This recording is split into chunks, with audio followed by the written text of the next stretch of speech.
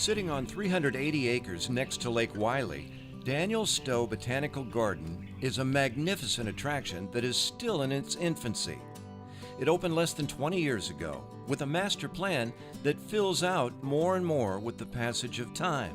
Well, it opened in the late 90s, and so you had the construction of the Visitors Pavilion that happened almost immediately. And then later you have the Orchid Conservatory, which is just beautiful and allows for year-round interest and activity for visitors at the garden. But then also most recently the construction of the Children's Garden, Lost Hollow, which allows families to come here and have greater engagement. On this visit, the Lost Hollow was busy with families exploring and live music playing for one of the many special events that are often filling the weekends of this great getaway. You will surely take home some great design and plant ideas for your own backyard, but you'll find plenty of tropicals here as well in the Orchid Conservatory. And even plants for the outside that are great to observe, but don't always fit into a home landscape.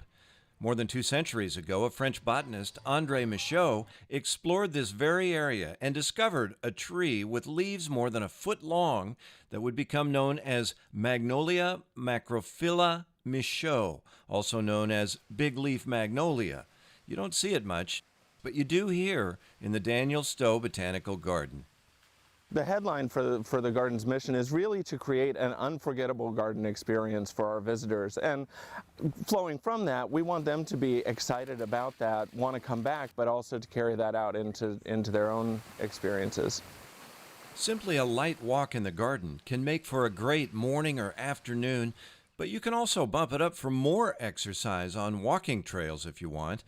The garden also has frequent yoga classes, and of course, classes for those who want to learn more about plants. We might have folks talking about a particular plant or a garden area, and then there's continuing education classes for those that want to actually continue on with their learning and to explore deeper, whether it's the plants or garden design or those sorts of things.